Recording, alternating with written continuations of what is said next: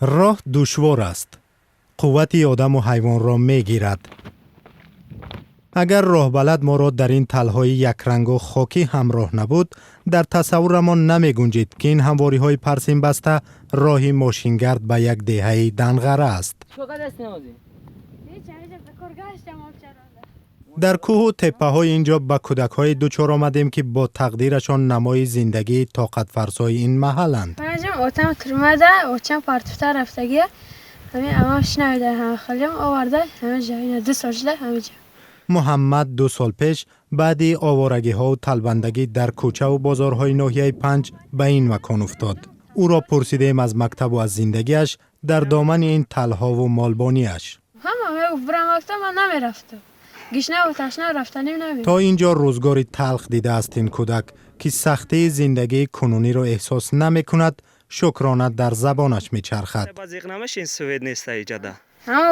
ما سوید فید نمیدم چی در کنه. باشد چی باشد سوید هم میشه آخر خدا رش کنیم خجده.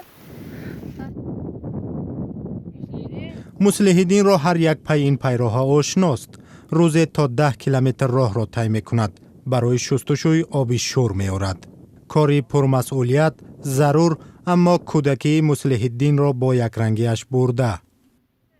مردمی کمبیزاعت با خر آب می کشند، سفر می کنند.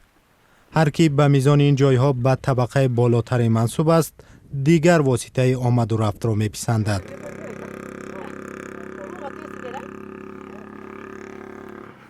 دهه اتحاد در بین سیاهکو و کبودکو سال 1956 تأسیس یافته بر طبق یک برنامه دولت شوروی سابق مردم را به مقصد رشد چارواپروری به اینجا کوچاندند. حالا 200 خانواده اینجا زندگی می کند. 4 تا واداز هم پردست آب میکشید، بسپنداز آب میتاد. دیزل هم ای ساعت بیگه 5-6 هوی میکرد، سوید میداد. انا جورا تا ساعت های 12 رو ساعت 12 شد میکشت، رفته خواب میکرد بفرستاد. انا همه خیلی ما را سوید بن هم بود.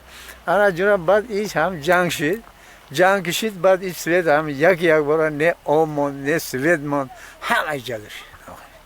در حدود دهه اتحاد 200 چاهی آبی شور موجود است که هر کدام متعلق به عائله است.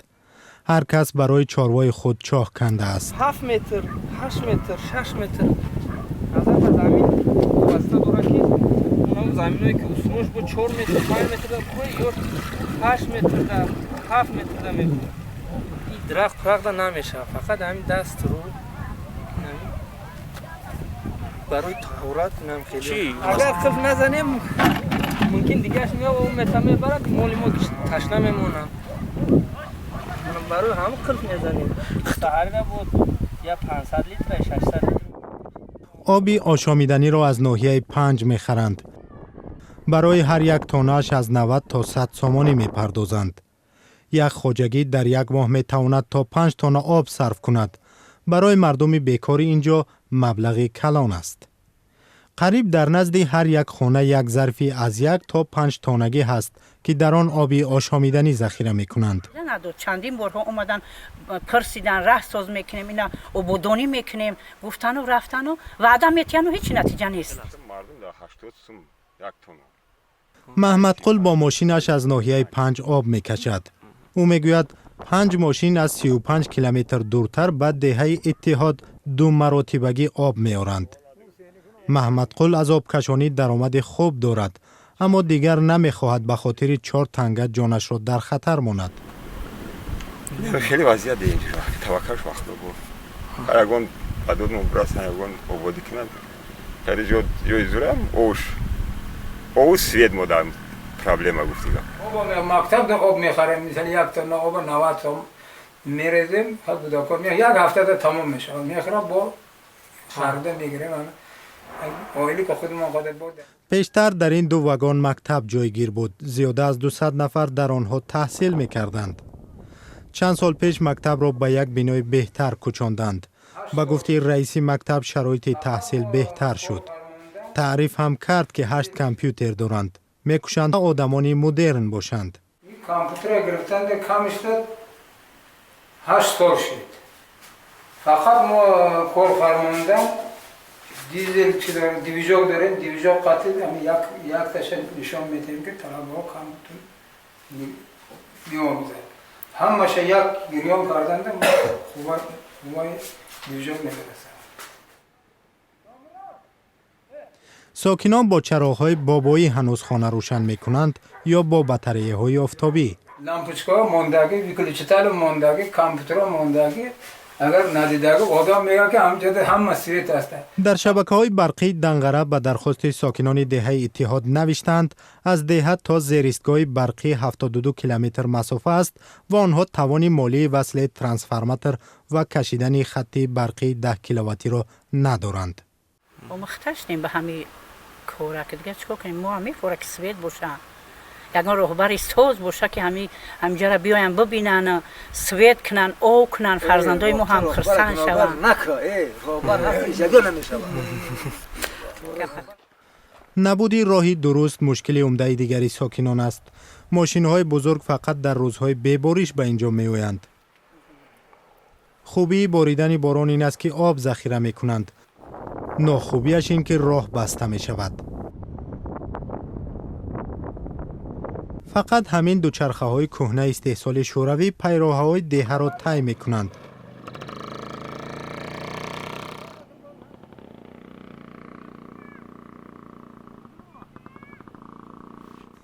برخی وسایط حمل و نقل به صفت دیگر استفاده می‌شوند. مردم مال و کالایشان را به مرکز ناحیه 5 میبرند و میفروشند. 30 کیلومتر راه را طی می‌کنند. دنگره 72 کیلومتر دور است. حتی بعضن گندم خود را نیز برده در 5 ارد می‌کنند. در 5 آسیاب می‌کنیم. همین برای زمستان ذخیره می‌کنیم. که باران بباره برف بباره 5 رفته نمیتونیم. راه جزیره. شرایط وزمین قیمت سون نیست برای همین بخریم چی کنیم. همه چی را می‌خریم. تمام چی را یگان او نیست، سویت نیست، راه نیست. همین او سویت باشه همه مثال اگورات یا دیگه چیزا میشوه برای او.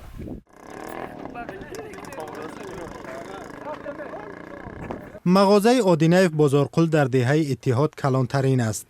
او میگوید تجارتش به مشکلی پیش می رود چون که مردم پول نقد ندارند. با وجود آنکه در درآمدگاه مغازه با 2 زبان ازبکی و تاجیکی نوشته است قرض نمیدهد مجبور است این دستور را صرف نظر کند. مثال هیچی ندارند میارن میتن نباشه یوانجا برای دیگه جا نمیتن یاده نمیشونشن برای که مغازه ما برای خلق است. بازارقل دلداده مردم خود جای زیستش است. گاهی هم برای رفع خستگی های روز گنراتور را به کار می درآورد تا کودکان ده زیر روشنایی آن فوتبال بازی کنند. تماشای بازی آنها یک وسیله فراغتی اوست.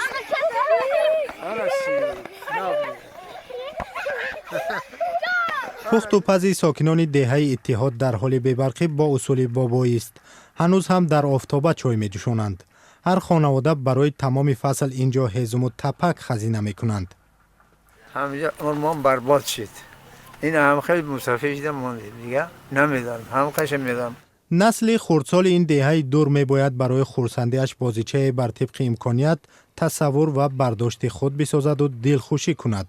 بیرنگی زندگیشان را تغییر دهند.